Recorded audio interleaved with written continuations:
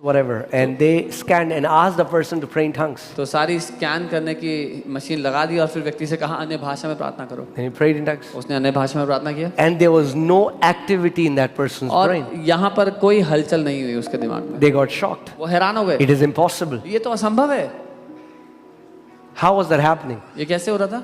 Because the Holy Spirit bypasses your brain. क्योंकि पवित्र आत्मा आपके दिमाग को टाप कर चला जाता है। Oh, thank God. ओ प्रभु का धन्यवाद। God, because your brain is the biggest hindrance to क्योंकि God. आपका दिमाग सबसे बड़ी रुकावट है प्रभु के लिए। So God says, तो प्रभु कहता है, इनका जो 250 ग्राम का भेजा है, There are 250 grams brain, I have to bypass it मुझे इसको टाप कर जाना if I पड़ेगा have to do something for them. अगर कुछ करना है तो।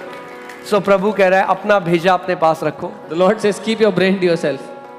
And I'm going to directly connect to your spirit. और मैं तुम्हारी आत्मा से सीधा जुड़ And from your spirit I will connect your mouth, and through your mouth I'm going to reveal mysteries. और तुम्हारे दिमाग को बाईपास करके तुम्हारी आत्मा से जुड़ जाऊंगा, तुम्हारे मुंह के द्वारा रहस्यों को बोलूंगा। Amen. As you develop a lifestyle of praying in tongues, जब आप एक जीवन शैली बनाते हो अन्य भाषा में बोलने की, you'll start to see. आप देखने लगोगे, You start to hear God so आप clearly. परमेश्वर को इतने साफ सुनने You will लगोगे, have more dreams about from God. ज्यादा सपने आएंगे परमेश्वर की ओर से आपको। You will start to know things that you should not know physically. आप वो चीजें जान लोगे जो शारीरिक रूप से आपको नहीं पता होनी चाहिए।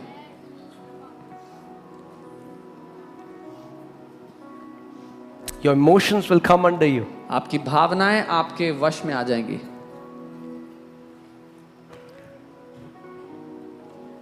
You know, there are so many young people, there are so many, not young people, many believers who don't feel loved by God. बहुत से विश्वासी हैं जिनको परमेश्वर का प्रेम, परमेश्वर उनसे प्यार करता है ये महसूस They नहीं sing होता। about it, उसके बारे में वो गाने गाते they हैं, say it, बोलते भी हैं, it's a cliche, कहावत बन गया है वो, but that's not their reality. लेकिन उनकी हकीकत नहीं है ये बात।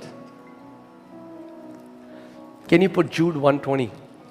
जूड एक उसका But let me tell you what is the way you abide in the love of God. Do you want to abide in the love of God? पर मैं आपको बताता हूँ कि कैसे परमेश्वर के प्रेम में बने रह सकते हैं। आप रहना चाहते हैं उसके प्रेम में बना हुआ, Yeah, it's the most beautiful feeling.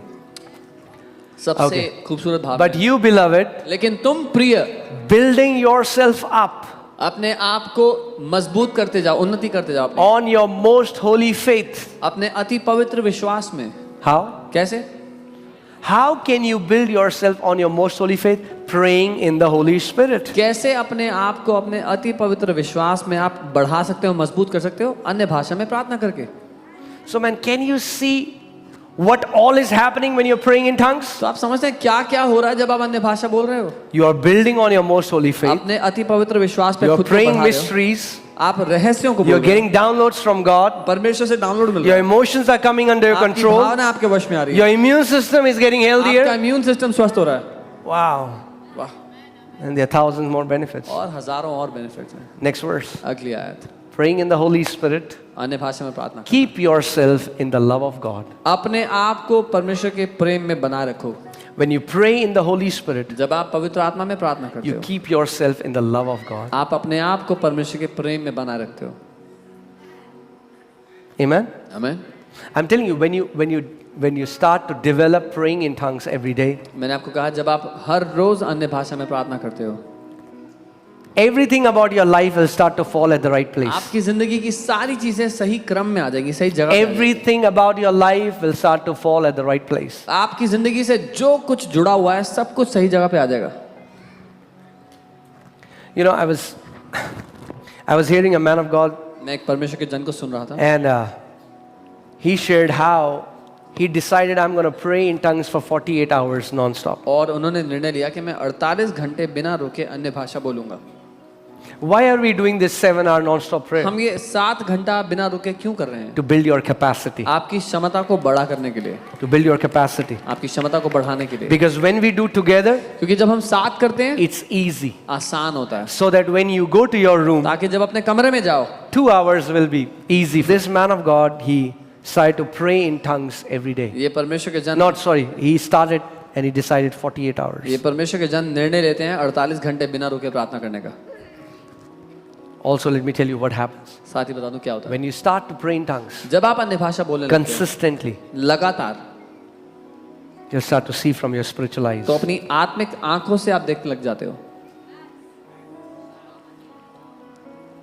Most believers are blind in their spiritual eyes. ज्यादातर विश्वासी अपनी आत्मिक आंखों में अंधे हैं, They cannot see, they cannot use their spiritual eyes. देख नहीं सकते, आत्मिक आंखों का इस्तेमाल नहीं कर सकते। But when you pray in tongues, जब आप अन्य भाषा बोलते हो, those eyes of your heart, they get activated. आपके दिल की वो आंखें काम करने लगती हैं। So he prayed उन्होंने 8 प्रार्थना hours, की, 10 8 hours, घंटे, 10 घंटे, 24, 24 घंटा, 48. 48 घंटा। As he was on the 48th hour, जब वो 48वें घंटे में प्रार्थना कर रहे थे, his spiritual eyes opened up. उनकी आत्मिक आंखें खुल गई।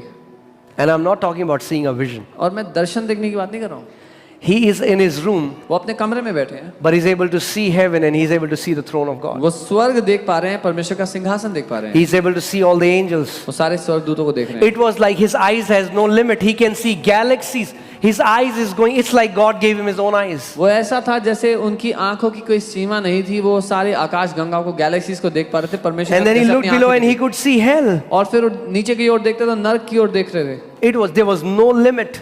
कोई सीमा नहीं थी उनके दर्शन में।